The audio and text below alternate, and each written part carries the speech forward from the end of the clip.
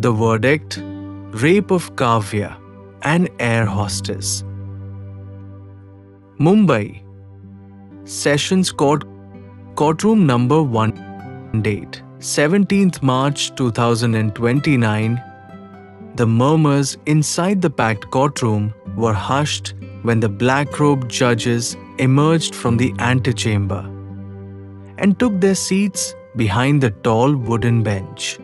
The central hall of justice, ornate and solemn, now braced for a verdict that had captured national attention. Chief Justice D.K. Raghavan adjusted his spectacles and cleared his throat. In the matter of Kavya Deshpande versus Captain Ashish Sharma, after a detailed review of all evidence presented before this court, including digital evidence, the victim's consistent testimony, and the conduct of law enforcement in dereliction of their duty, this bench reaches the following decision. Kavya sat frozen in the second row of the petitioner's gallery, fingers tightly interlaced in her lap. Dressed simply in a white cotton kurta, she was surrounded by her lawyer advocate Satyajit Deshmukh, her aging parents, and Tara, the activist who had been her pillar of strength. Her eyes were dry now. She had cried enough over the past 3 years. The courtroom held its breath. This court finds the accused, Captain Ashish Sharma, guilty of rape under Section 376 of the Indian Penal Code. Further, we recommend departmental action against officials who failed to file the FIR in time and those complicit in suppressing evidence. The accused is hereby sentenced to life imprisonment. A single, stunned silence. Then gasps. Then a chorus of mobile phones buzzing as news outlets rushed to break the verdict. Some reporters ran out to file stories. Cameras clicked rapidly from the press corner. Kavya didn't move. For 3 long seconds, she could not process the sound she had longed to hear. The words echoed inside her mind, distant yet overwhelming: guilty. Section 376, life imprisonment. Her mother began sobbing softly. Her father squeezed her hand. Tara exhaled a silent prayer. Satyajit placed his hand gently on her shoulder. Kavya slowly stood up, turned toward the bench, and bowed slightly. It wasn't just gratitude. It was closure. The courtroom marshal called for order as the Chief Justice rose. Kavya stepped out of the courtroom into the harsh sunlight. Dozens of cameras flashed in her direction. Microphones pushed forward. Voices shouted, "Kavya, how do you feel? Ma'am, what next for you?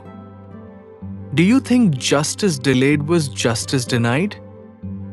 She paused for a moment, then lifted her chin and replied with calm dignity, "I feel finally heard." She walked past the microphones, not victorious, not vengeful, just whole again. As she and her parents entered the waiting car, she closed her eyes and let the memories return.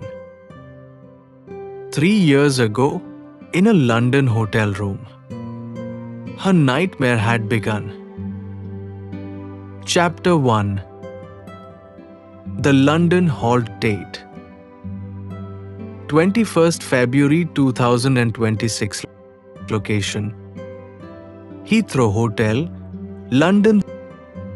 The aircraft touched down at Heathrow International Airport a little past 6:30 p.m. The sun had begun to dip below the horizon, casting a golden hue on the sleek windows of the plane. The flight had been long but smooth, and the cabin crew professional as always. Kavya Sharma adjusted her navy blue blazer and took one last look through the aisle before stepping off the plane. "Good work today, everyone," said Captain Ashish Sharma as he exited the cockpit, flashing a charming smile at the crew. "See you all at dinner?" Kavya offered a polite nod and stepped aside. She had been an air hostess for nearly 4 years now, and international layovers were part of the rhythm. But something about this particular halt felt uneasy. Not the city, she loved London. It was the way Ashish had started looking at her ever since head joined 2 months ago. A man of influence and arrogance, Ashish had the charisma of a movie star and the confidence of someone used to getting his way. He was also the son of Union Minister Ratan Sharma, a man known for his brash political style and unchecked power in Delhi. Ashish knew how to command not just an aircraft, but people. As the crew reached the designated hotel, the Windsor Grand near Kensington, rooms were being handed out. Kavya's name was called. "Room 504, the receptionist said, handing her the key card. Kavya smiled and headed for the elevator. As she entered her room, she paused. She had a strange sense that something was not right. The room was a bit too lavish for standard crew bookings: king-size bed, wine on the side table, and scented candles already lit. She stepped back into the hallway and dialed the airline's ground staff. "This isn't my usual room type. I didn't request this," she said. "Captain Sharma insisted you be upgraded, ma'am. Said it was your birthday?" "It's not," she replied curtly and hung up. Frowning, she changed into comfortable clothes, locked the door, and sat near the window. London looked beautiful. It always did, but her uneasiness persisted. Later that evening, the crew gathered in the hotel restaurant. Kavya joined them reluctantly. Ashish was already seated, sipping whiskey, his eyes scanning her like a hawk. "You're glowing tonight," he said with a grin as she sat down. "Just tired," she replied and turned her face away. He didn't stop. Compliments, jokes, casual touches on the arm, nothing too overt, but enough to unsettle. By dessert, she excused herself and returned to her room. She locked the door, latched the top chain, and placed a chair under the handle, her small ritual when she felt unsafe. She took a quick shower and sat down to write an email to her parents when a knock sounded at the door. "Room service," came a muffled voice. She opened the door slightly, peering through the gap, still chained. A hotel staff member stood there with a tray. "I didn't order," she began. "Compliments from Captain Sharma," he said. She almost slammed the door, but the man left the tray on the floor and walked off. Her face flushed with anger. She hadn't invited this. She picked up the tray to throw it away. That's when she noticed something odd. The wine bottle was already open, the glass half filled. She didn't touch it. Later that night, she felt drowsy, unusually so. Her limbs felt heavy. Her vision blurred. She stumbled toward the bed. Then came a sharp click, the sound of her door unlocking. She wanted to scream, to run, but her body betrayed her. She saw Ashish's shadow enter the room. The chain had been removed. How? He came closer. Relax, he whispered. She tried to move. Her voice caught in her throat. The world swirled, then turned black. She woke the next morning cold, in pain and barely clothed. Ashish was gone. The sheets were crumpled, and a strange, sterile smell lingered in the air. Her body hurt. Her soul felt torn apart. She stumbled into the bathroom, turned on the shower, and cried for an hour. It was not a bad dream. It had happened. The assault, the violation, the betrayal. Chapter 2. Silent return to Mumbai date. 23rd February 2026. Location: Mumbai International Airport. The flight back from London was a blur. Kavya sat silently in her jump seat, her expression calm, but her heart was in tatters. Her body moved through the routines on autopilot, greeting passengers, offering beverages, checking seat belts. Her lips smiled, but her soul was screaming. No one on the crew noticed anything different. Or maybe they did and chose not to ask. Either way, she was alone. Ashish, seated in the cockpit, was as cheerful and cocky as ever. He laughed with the co-pilot, flirted with another stewardess, and walked out of the aircraft at Mumbai with a spring in his step, as though nothing had happened. Kavya lingered behind. Her hands trembled as she closed the final overhead bin. The cabin smelled of coffee and perfume and human chatter. But to her, it was suffocating. Outside, the warm Mumbai air wrapped around her like a blanket she didn't want. She felt nauseous and disoriented. Her father, Ajit Sharma, was waiting near the arrivals gate, waving gently. He was a retired railway officer, his hair now fully grey, his back slightly bent with age. Her mother, Meena, was beside him, clutching a small water bottle and her purse. Kavya saw them and burst into tears. They rushed to her, holding her, confused and concerned. "Kavya, what happened, Beta?" her mother asked softly, touching her cheek. I'll tell you everything at home," she whispered, her voice hoarse.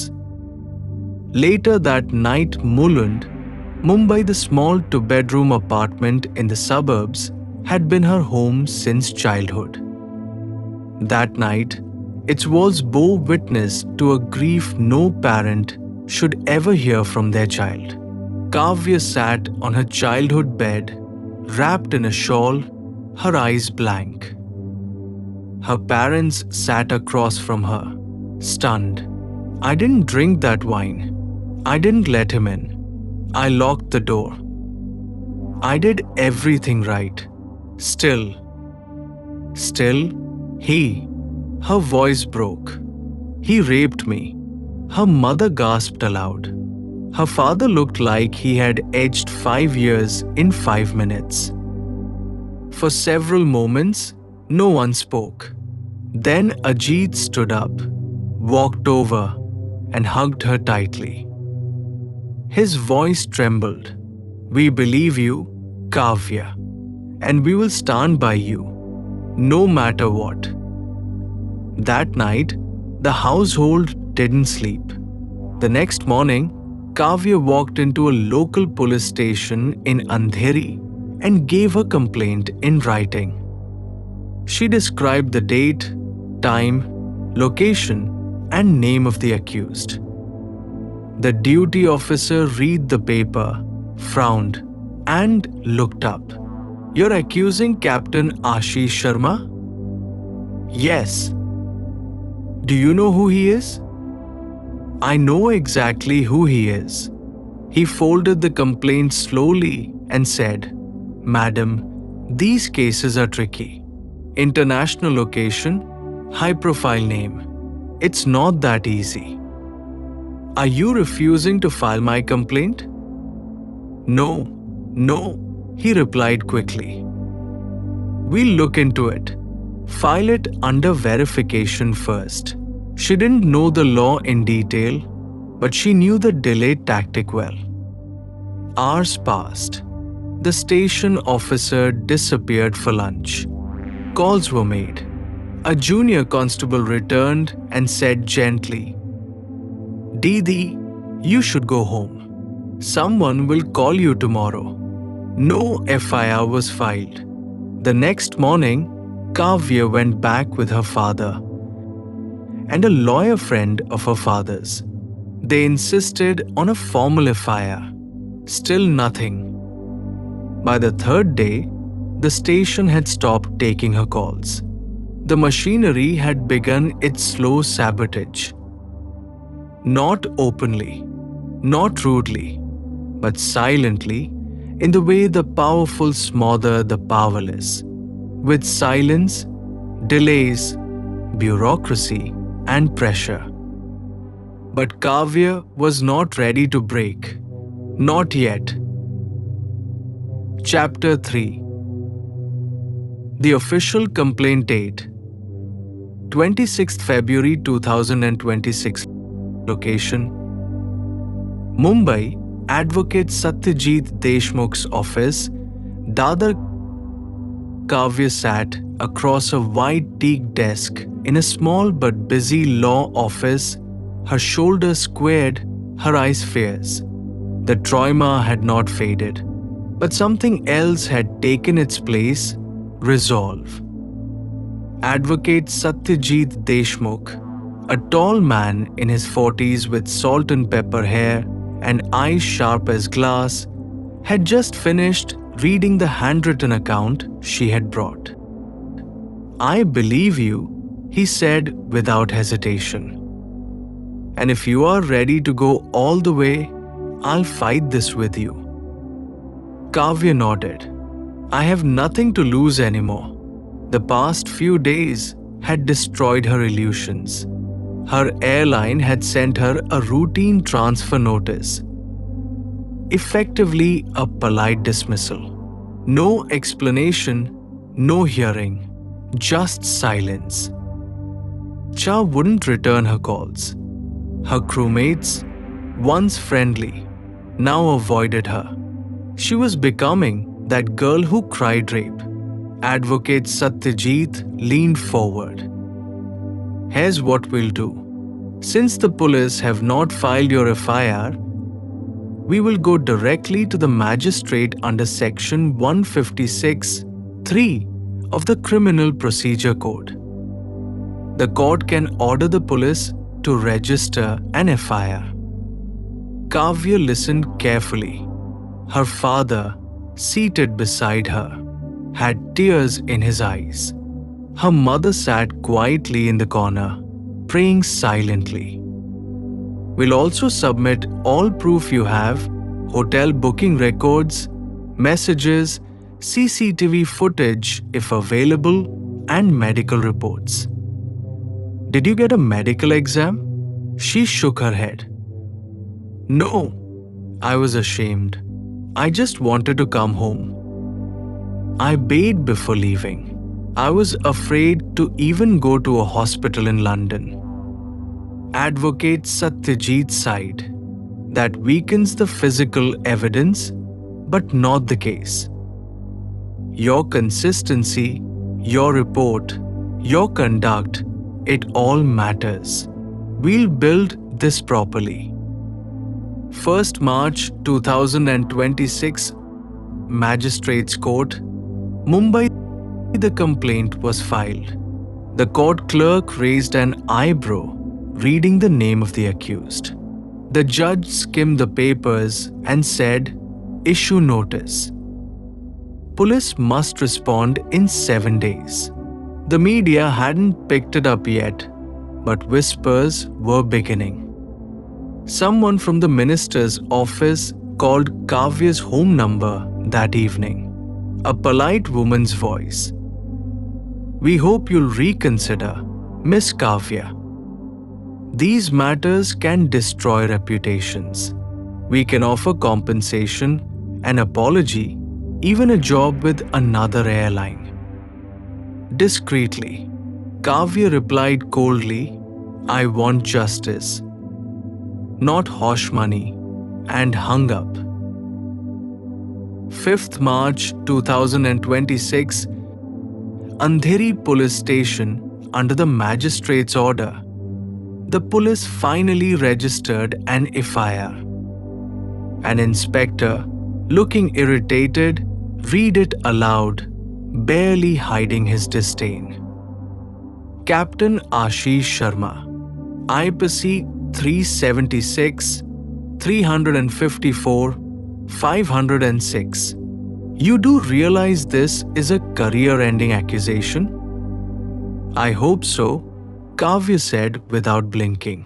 She submitted her London hotel receipts, the photograph of the wine tray left at her door, WhatsApp screenshots of Ashish's suggestive messages before the flight, and a written timeline of events.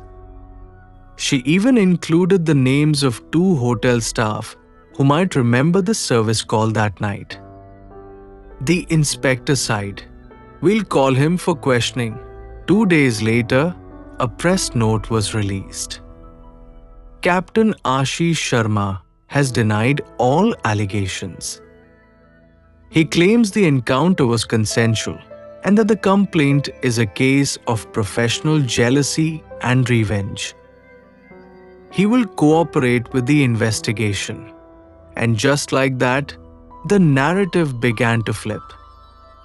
Kavya became the accuser. Ashish became the respected officer with an unblemished record. Social media went berserk. Trolls posted her photos, called her names, and accused her of attention-seeking. A national news anchor ran a headline, "Ambition or Assault? Air Hostess files case against minister's son." Kavya shut off the TV. But she did not shut down. She doubled down. Chapter 4. Character assassination date 10th March 2026. Location Mumbai. Across media and social circles, it began subtly. A few obscure websites published grainy photos of Kavya at a party from 2 years ago, arms around friends, a wine glass in hand, smiling brightly. Then came the innuendos. "She's no saint. Look at her lifestyle." If she didn't want attention, why dress like that?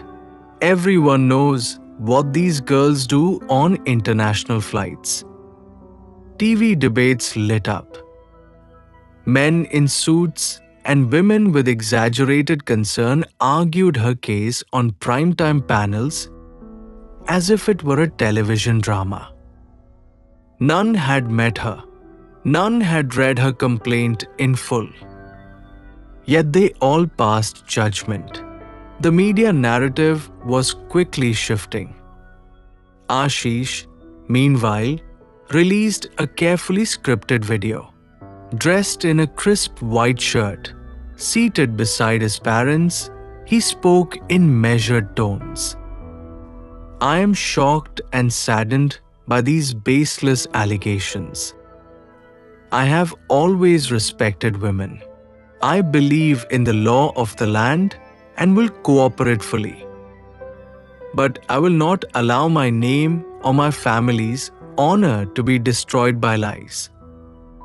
The video went viral. Sympathy poured in from political circles, fellow pilots, and even celebrities. Within days, hashtags like Hush Stand with Hashish and Hush Justice for Pilots began trending.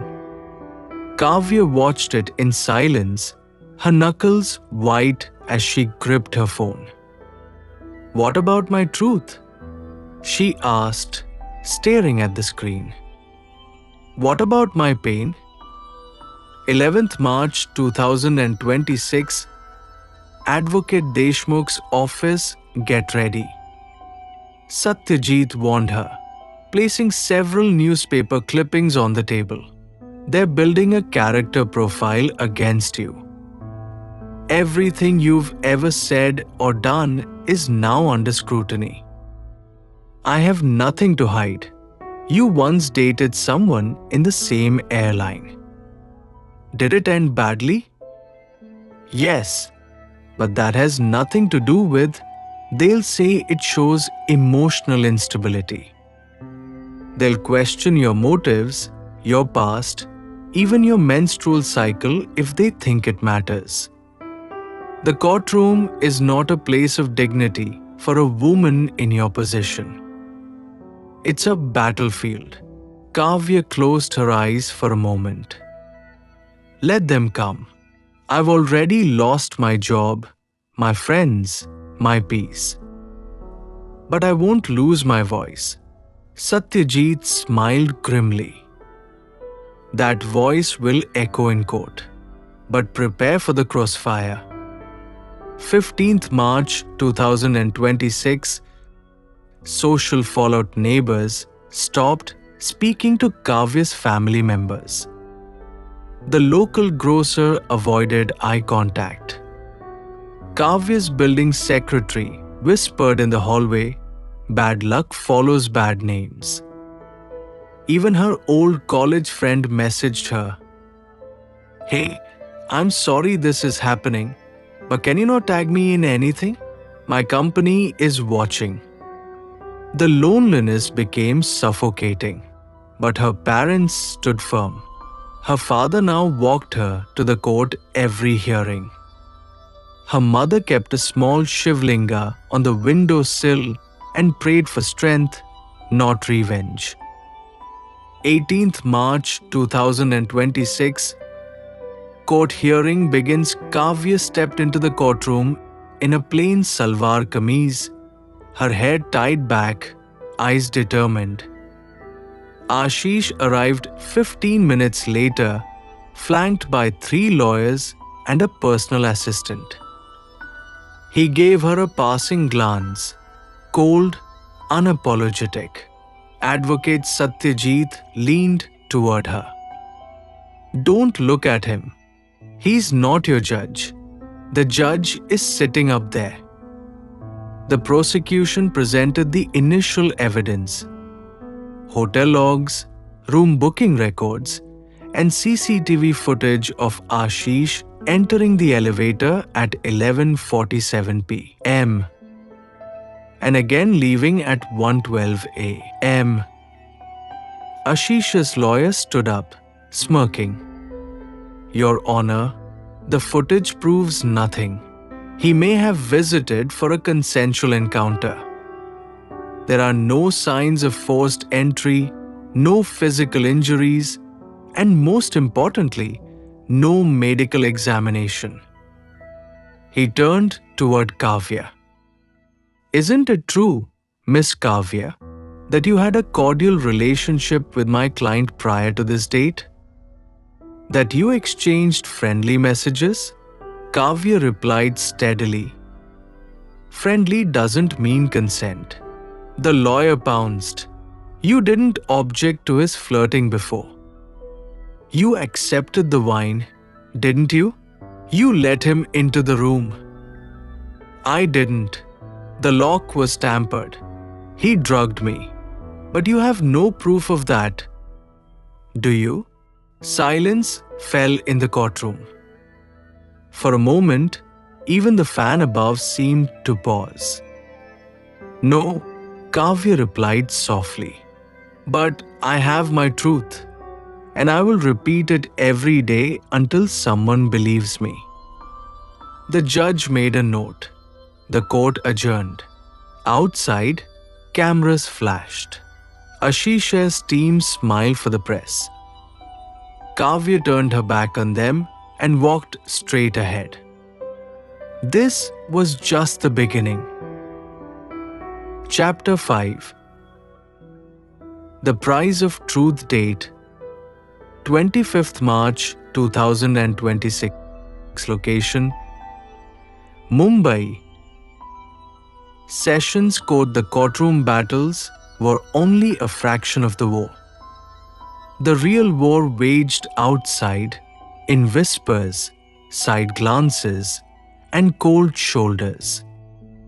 Kavya had become infamous. Her name wasn't hers anymore, it was a headline. Every time she walked into the courtroom, she felt stripped. Not of her clothes, but of her privacy, her dignity, her peace. The price of truth was steep, and she was paying it daily.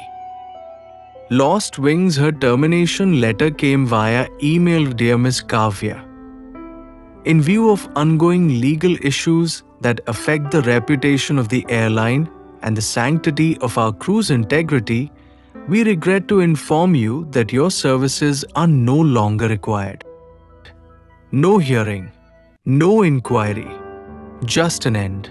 Her identity as a cabin crew member, a role she had cherished, worked hard for, and taken pride in, was wiped out with a single paragraph.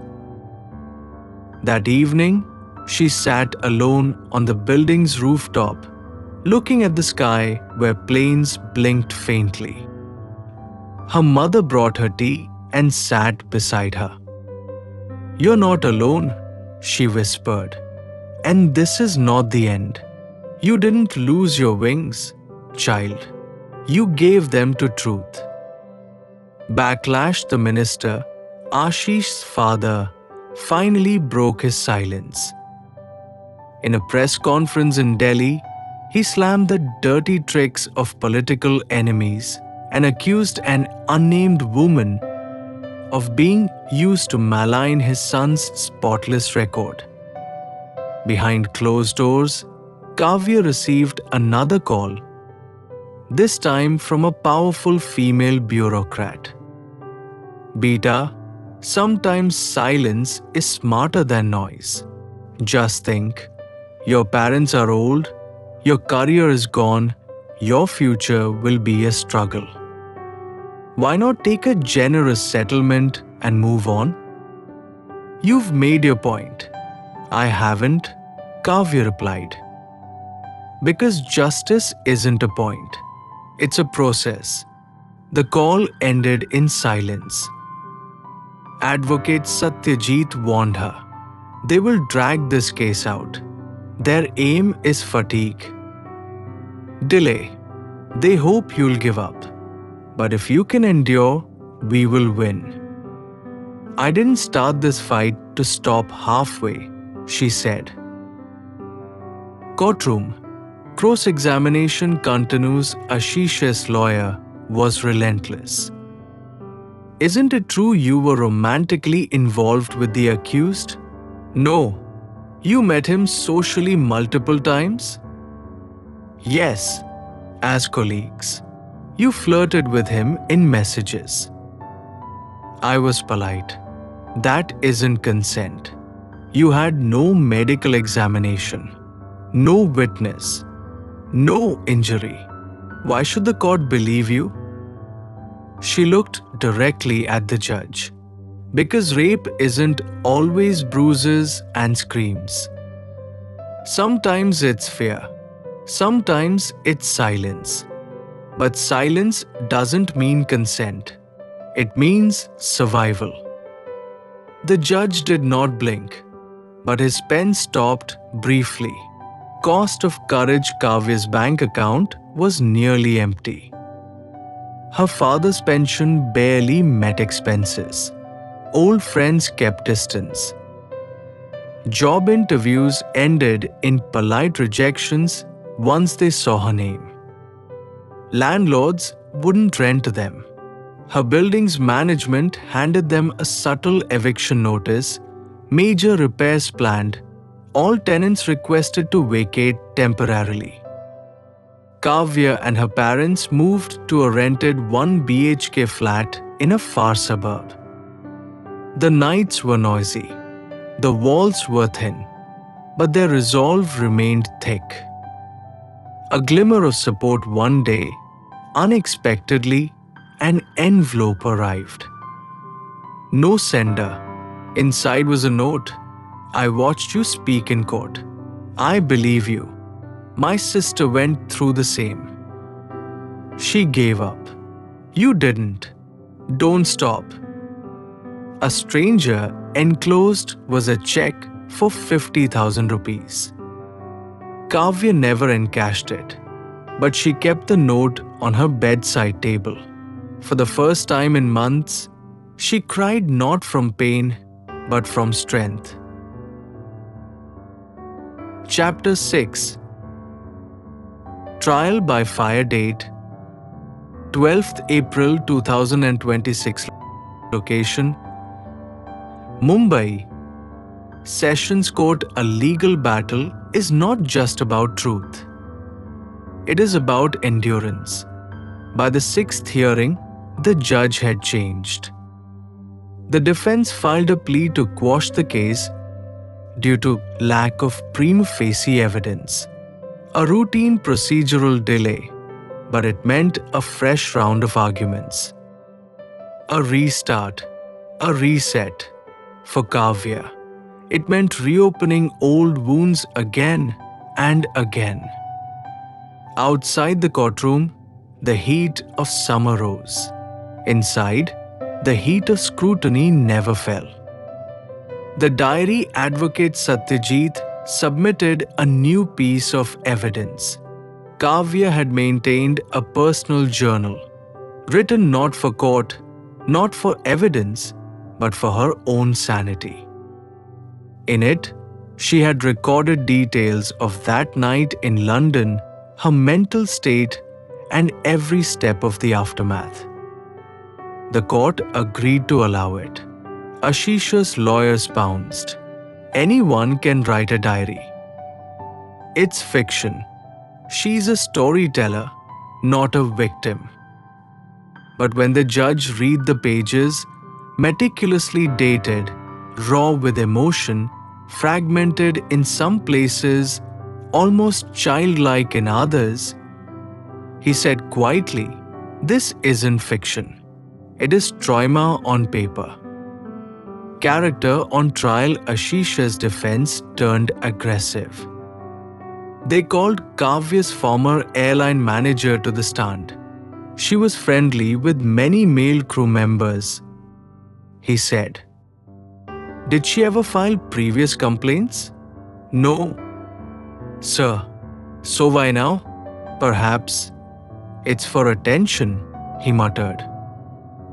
Advocate Satyajit objected. The judge allowed it to be struck from the record, but the damage had been done. They brought a former pilot. Someone Kavya had once stated, "She gets emotional. She overreacts," he said under oath. Kavya stared at him. The man she had once trusted, now used as a weapon against her. Her throat burned, but she said nothing. After court that day, she asked Advocate Satyajit, "Is this what justice looks like?" He replied, "No, this is what justice costs." Ashish takes the stand. It was time. Ashish, clean-shaven, composed, spoke as if reading a script. "We had a casual, adult friendship. That night in London, she invited me for a drink. It was consensual. To adults. Nothing more.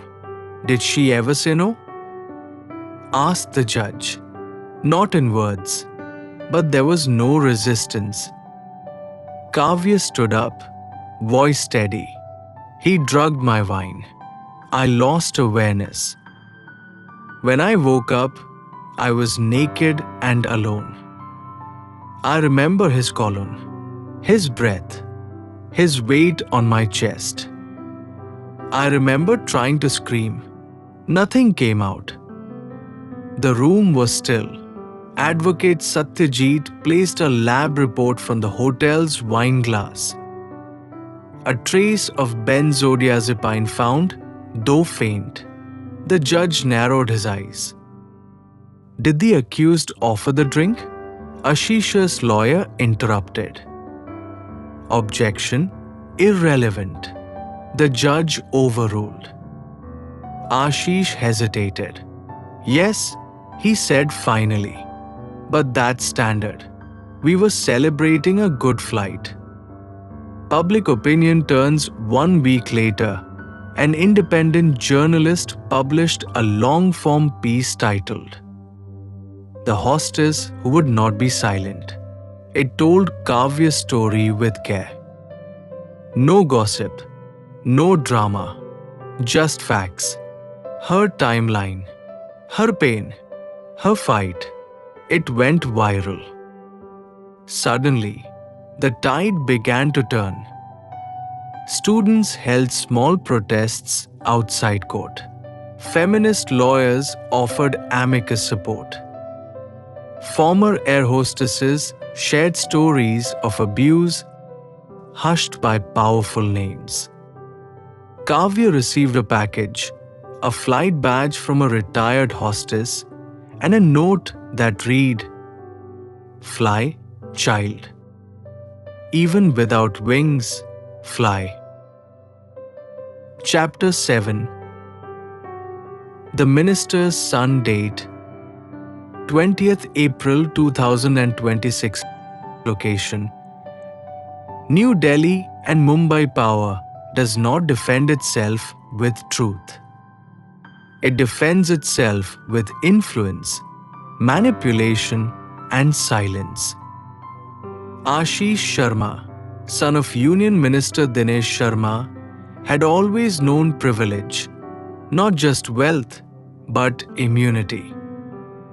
From school brawls to college misconduct, his father had quietly handled it all. This time, it wasn't so easy. The courtroom wasn't bending.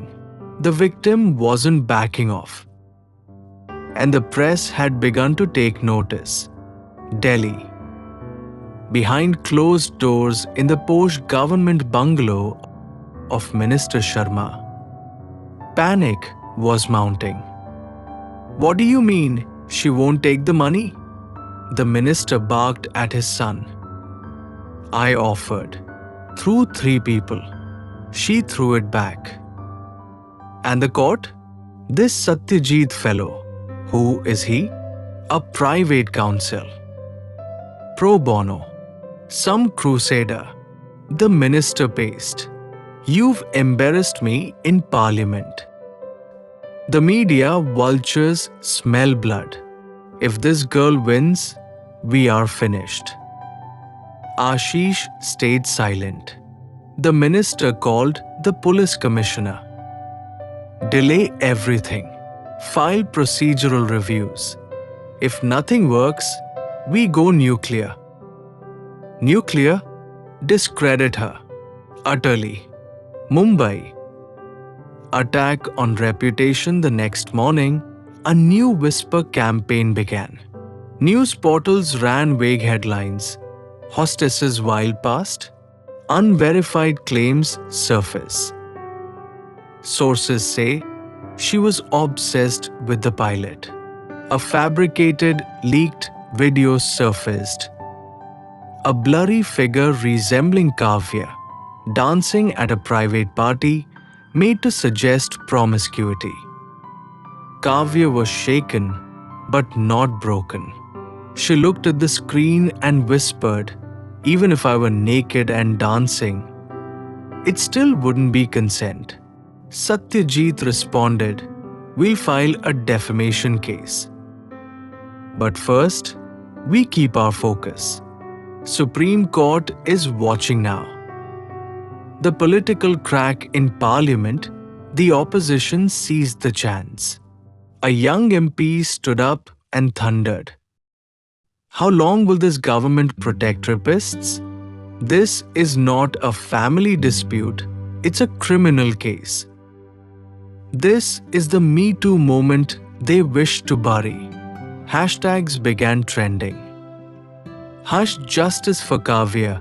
Hush minister resign. Hush rape is not political for the first time. The ruling party distanced itself from the minister. Ashish's cracks begin to show in court.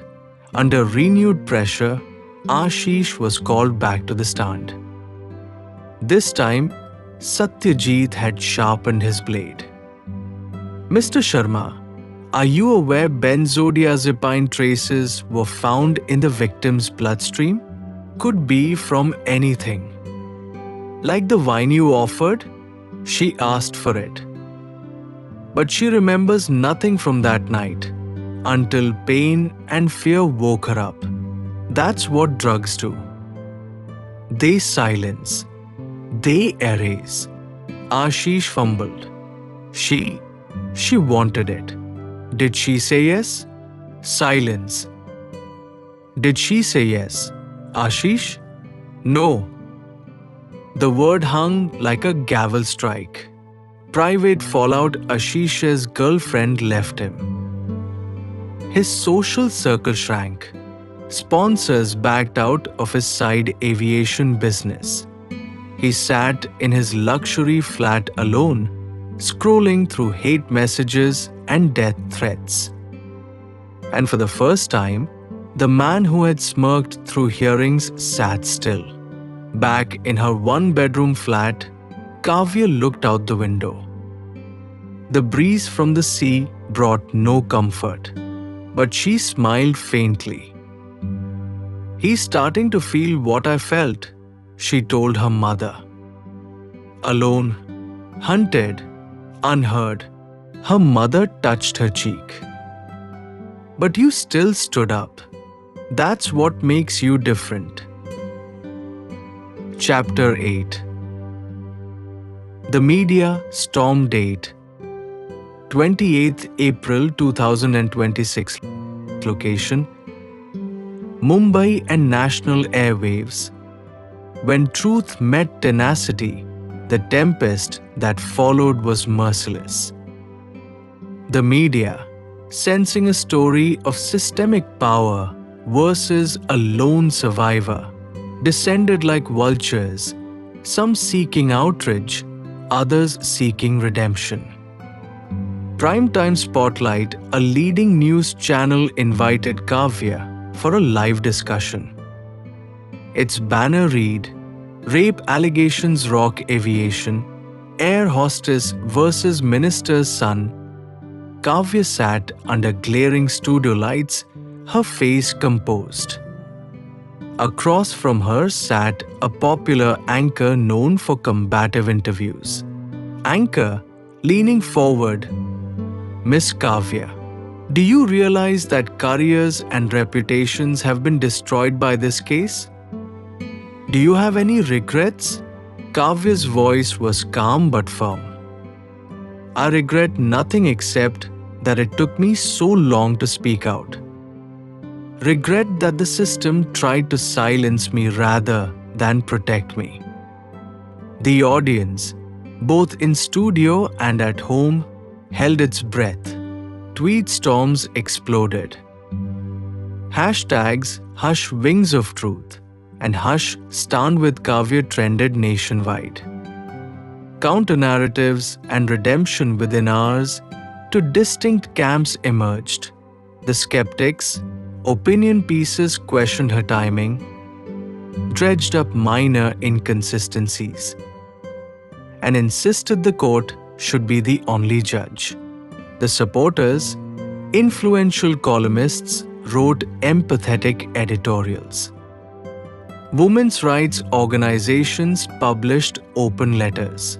Celebrities posted messages of solidarity. A respected film actress tweeted, "Kavya, your courage gives voice to millions who suffer in silence.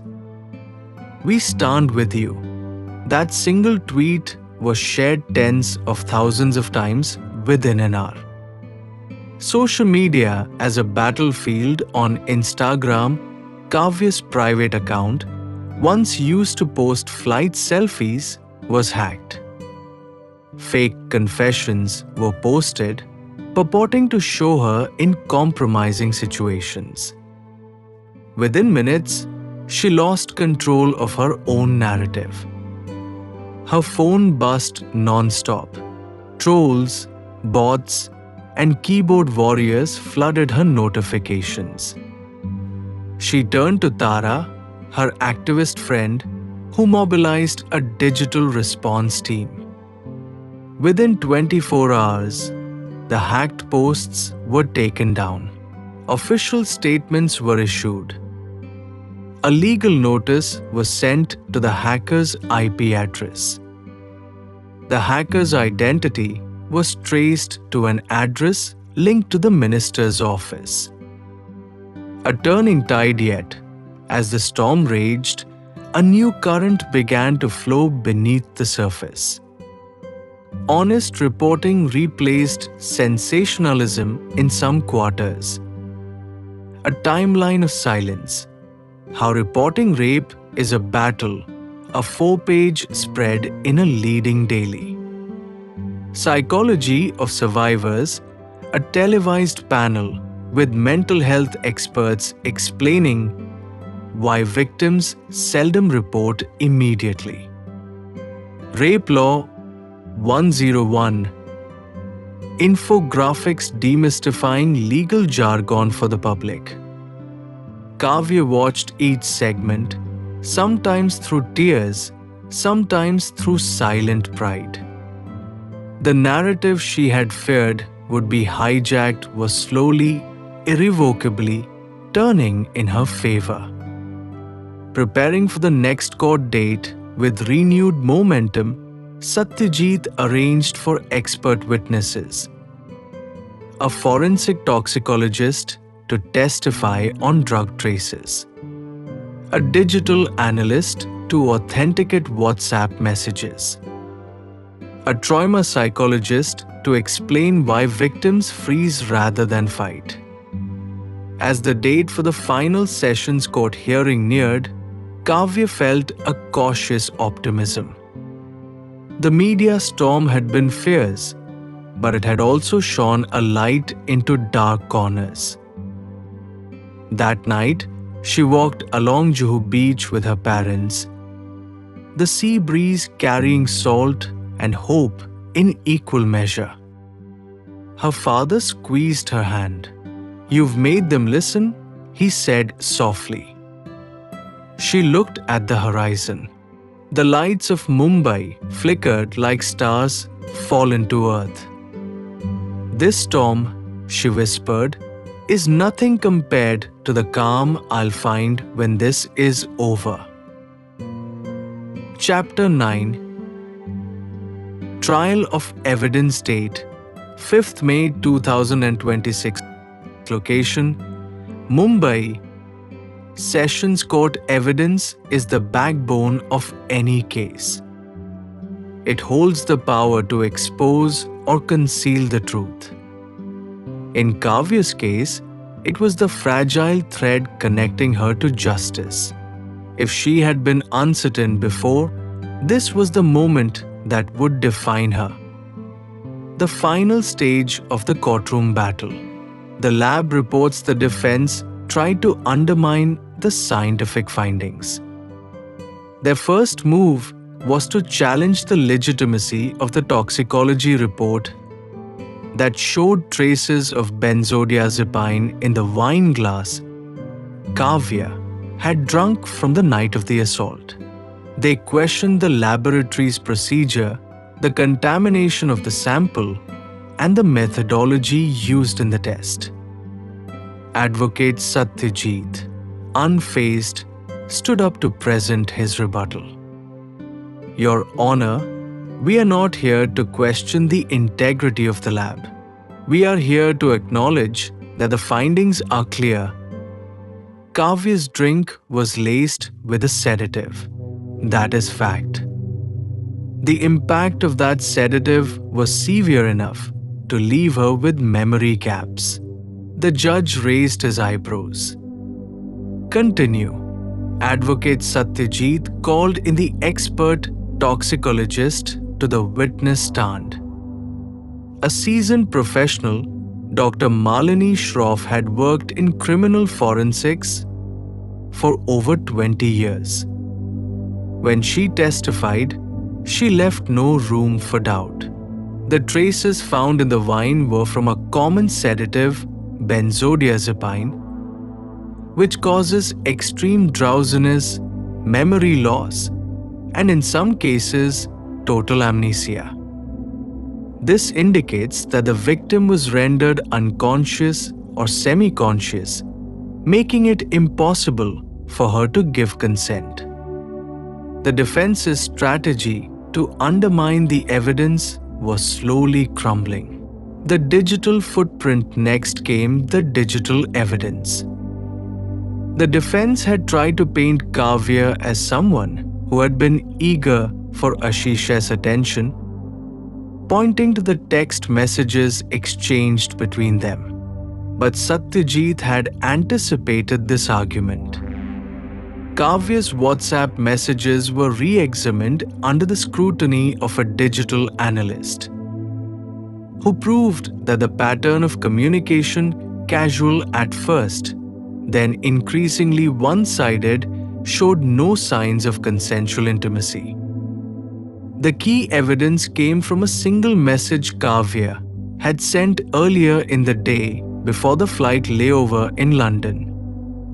It read, "I'm looking forward to getting some rest tonight. It's been a tough schedule. Hope we don't have any surprises." The message, time-stamped just hours before the assault, was crucial. It suggested Kavya was preparing for a quiet night, not a night out with Ashish. This was backed up by testimonies from crew members who had worked the flight and knew her state of mind. Satyajit asked the digital expert to confirm that there had been no attempt to continue any conversation after Ashish had sent his initial "let's meet for a drink" message. The defense attempted to portray her responses as flirtatious, but the timeline revealed her discomfort at the sudden invitation. Miss Kavya, the analyst, said in court, there was no mutual agreement. In fact, there was a lack of any continued engagement after the drink invitation, which indicates her unwillingness. The defense fell silent. The survivor's testimony after days of cross-examinations, Kavya's moment arrived. Satyajit had prepared her carefully. He had coached her, guided her, and helped her practice her statements, but in that moment, it was only her raw courage that carried her through. With a steady breath, she took the stand. The audience in the courtroom shifted. The room was heavy with anticipation.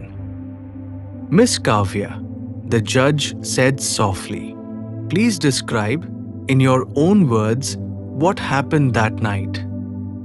Kavya's voice was calm, but the weight of her words was undeniable. "I remember feeling tired after the long flight. I hadn't planned on going out, but when Ashish invited me for a drink, I thought it would just be a casual conversation. I trusted him. At least, I thought I did. I don't remember much after that drink." Her voice cracked slightly, but she regained control. When I woke up, I was on the bed. I felt violated. Ashish wasn't there. I was. I was alone. The judge paused, watching her intently. Kavya continued, recounting the details of waking up, the disorienting panic, and the overwhelming feeling of betrayal. She described the suffocating silence that followed her return to Mumbai, her unsuccessful attempt to seek help, and how she had fought for justice against the overwhelming tide of political pressure. But I couldn't remain silent anymore. Not when I knew what happened. Not when it could happen to someone else. Her eyes met Ashish's for the first time in the entire trial. "I'm not here for revenge," she said. "I'm here because no one should have to go through what I went through. Not in silence. Not with fear. Not with shame." The room was still. Even the defense was silent for a moment. The weight of her words was undeniable. The closing argument advocate Satyajit stood up to make the closing argument, his voice ringing out with conviction. "Your Honor, we have presented irrefutable evidence that Kavya did not consent. We have shown the toxic substance in her drink, the lack of any mutual agreement, and the psychological trauma that follows such an assault. This was not a consensual encounter. This was a violation of her body and mind." He turned to face Ashish. "A man who claims to care for someone does not drug them, does not take advantage of their vulnerability. And yet, that is what we are dealing with. The defendant must be held accountable for his actions, not only for Kavya, but for every woman who has ever been silenced." Advocate Satyajit paused, allowing the weight of his words to settle in. "We are not asking for revenge. We are asking for justice. And justice demands that the truth be heard, no matter how hard it is to hear." Chapter 10. The final verdict date, 15th May 2026. Location, Mumbai. Sessions Court. The final day in the courtroom arrived like a storm's quiet aftermath. All the pieces of the puzzle were laid out, every argument had been made, and now it was up to the judge to decide. For Kavya, this day was the culmination of every tear she had shed, every sleepless night she had endured, and every moment of doubt she had fought to overcome. As she sat in the courtroom, her hands rested in her lap, steady but trembling. Satyajit sat beside her, his presence a source of calm. The defense's last-ditch Ashish's defense attorney, in a final attempt to discredit Kavya, tried to create doubt. "Your Honor," the lawyer said, standing up, "there is no direct evidence linking my client to any form of coercion or violence. There were no witnesses to the supposed events of that night, and the victim's own testimony is inconsistent. How can we believe someone who can't even remember key moments of the alleged incident?" Advocate Satyajit stood, unfazed. "Let's address the real issue. Your Honor, the victim's memory loss is a result of a sedative, a substance administered without her consent. The victim's testimony is consistent with the effects of the drug and the trauma she endured. This is not about inconsistencies in memory, This is about a man who used his power to exploit a vulnerable woman. The courtroom remained tense. Ashish's lawyer had resorted to character assassination once again, attempting to paint Kavya as unreliable. But advocate Satyajit's rebuttal had held firm. Kavya's final stand as the judge adjourned the courtroom for a brief recess. Kavya felt a surge of nervous energy. She stood up and walked to the bathroom, her footsteps echoing down the long, silent hallway. She looked at herself in the mirror. There was a woman staring back at her, stronger, braver than she had ever known herself to be. She had fought this battle, not just for herself, but for the countless others who lived in silence. This was bigger than her. It was for every woman who had been told to stay quiet, to be submissive, to never speak the truth. When she returned to the courtroom, her heart was pounding, but there was no turning back now. The judge's summation, the judge entered, and the courtroom fell into hushed silence. His voice echoed through the space as he spoke, weighing each word carefully. This court has heard all the evidence, and it has witnessed the courage of the victim, Miss Kavya. Despite significant pressure, despite the high status of the accused, she has remained steadfast in her pursuit of justice. He paused, glancing over at Ashish, whose face was hard with defiance. This court has also heard the defense's arguments, which have attempted to create doubt. But in this case, doubt does not stand. The physical evidence, the digital evidence, the expert testimonies all point to a singular conclusion. The judge's eyes turned to Kavya. Miss Kavya, you have endured an unimaginable ordeal. You have done what many would have feared to do. You stood your ground and demanded justice. This court recognizes the courage it took to bring your case forward, and I commend you for that. Kavya's heart raced as she awaited the final decision. Ashish Sharma, you are found guilty of the charges brought against you. The evidence is overwhelming, and the victim's testimony has proven to be both credible and consistent. You have abused your power and position, and this court holds you accountable for your actions. Ashish's face drained of color. His eyes flickered from the judge to Kavya, then to his father, who sat at the back of the courtroom with his head bowed. The sentence the judge looked at Ashish one last time before delivering the sentence.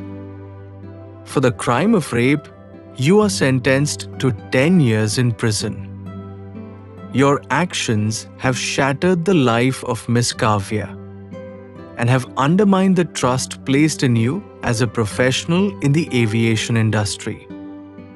You will serve your sentence with no leniency. The gavel struck. Silence filled the room. Then, a low murmur spread throughout the courtroom. Kavya stood motionless for a moment, processing the words, processing the finality of it all. The battle had been long, and the pain had been deep, but justice had been served. She turned to look at Advocate Satyajit, who smiled gently at her, his pride evident in his eyes. He had always believed in her. Her mother, sitting in the back, wiped away tears of relief and joy. Kavya could feel her heart swell with the love and support that had carried her through.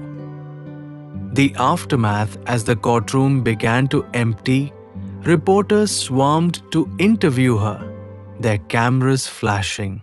Kavya walked slowly towards the exit, surrounded by her family and Satyajit.